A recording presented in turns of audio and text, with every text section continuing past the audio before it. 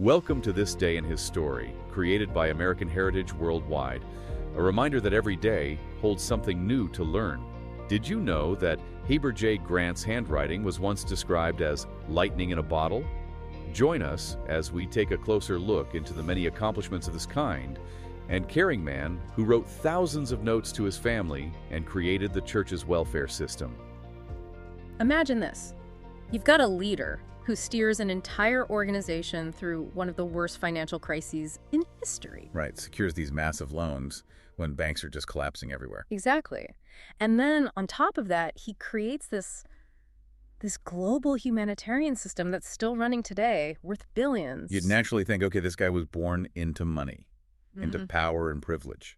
But the life of Heber J. Grant, the 7th president of the Church of Jesus Christ of Latter-day Saints, is just a remarkable contradiction. He was a financial giant, but he started his life literally fighting for things like shoes and heat. And that contradiction is really what we're digging into today. Yeah, this deep dive is going to trace that direct line from this really intense childhood poverty and the character it forged straight to his most famous legacy, the church welfare program.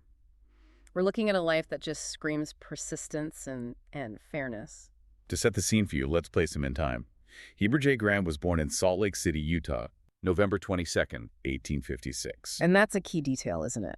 It is. He was the first prophet born in Utah, so he really represents a new generation, one that's rooted in the West. His presidency was long, from 1918 all the way to 1945. So he's seeing the end of World War I, the Roaring '20s, the entire Great Depression, and most of World War II. A huge span of modern history. And we really have to start right at the beginning, at his birth, because the struggle began almost from day one. It really did. His father, Jedediah Grant, was the second counselor to Brigham Young, but he died when Heber was only 9 days old. 9 days? Just 9 days. And that left his mother, Rachel Ivins Grant, completely alone and facing, well, just crushing poverty in what was still very much a frontier town. I think we need to just pause on his mother, Rachel, for a second, because she is the absolute bedrock of his entire character. Absolutely. She's a seamstress, she's barely getting by, and yet the sources all emphasize this incredible sense of charity she had. She would house and feed people who were, in even worse shape than they were. And that core principle of giving, when you have nothing, was tested. I mean, really tested. Her brothers, who were well off back east, they offered her a lifeline. A comfortable life, security, everything. Everything. But there was one condition. She had to leave the church.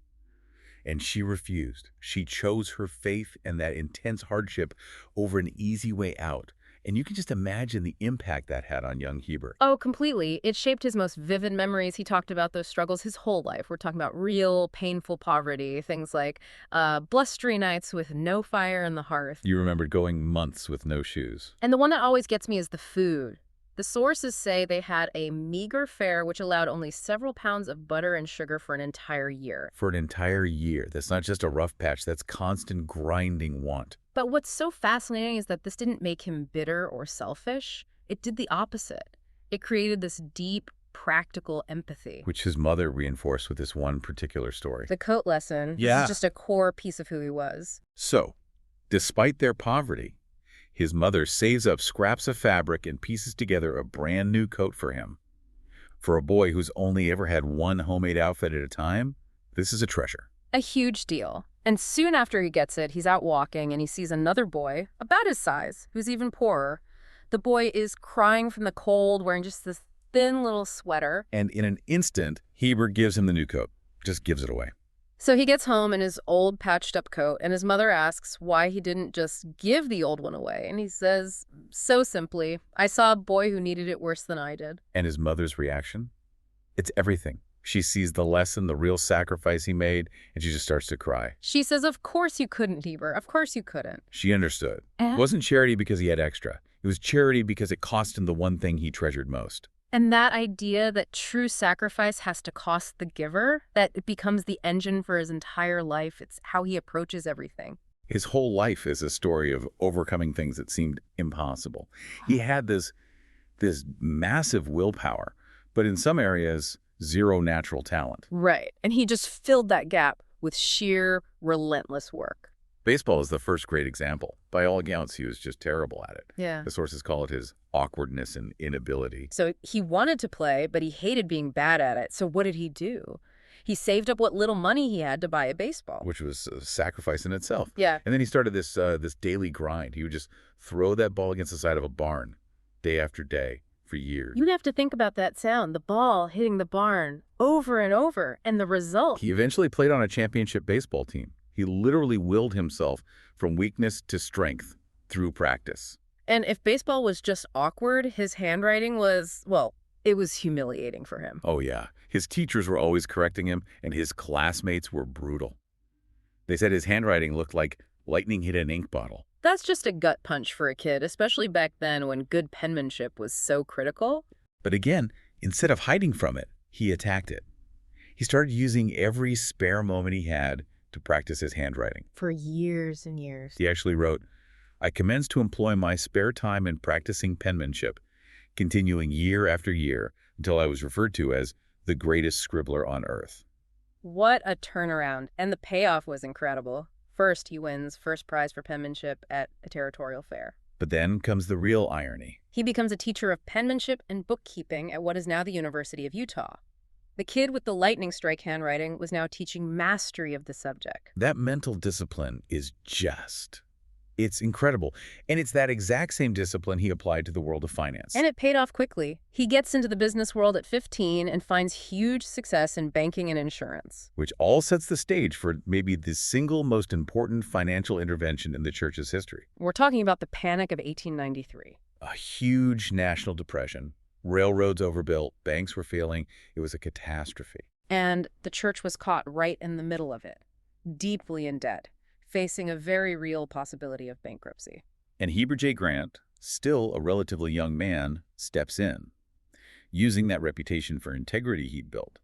The same integrity that made him practice baseball for years, he went out and secured the loans they needed. He saved the whole organization from financial collapse. Exactly. His personal success became the organization's security. It's amazing that while he's doing all this, he's also traveling constantly for the church, which meant a lot of time away from his family. Which he tried to make up for by writing constantly.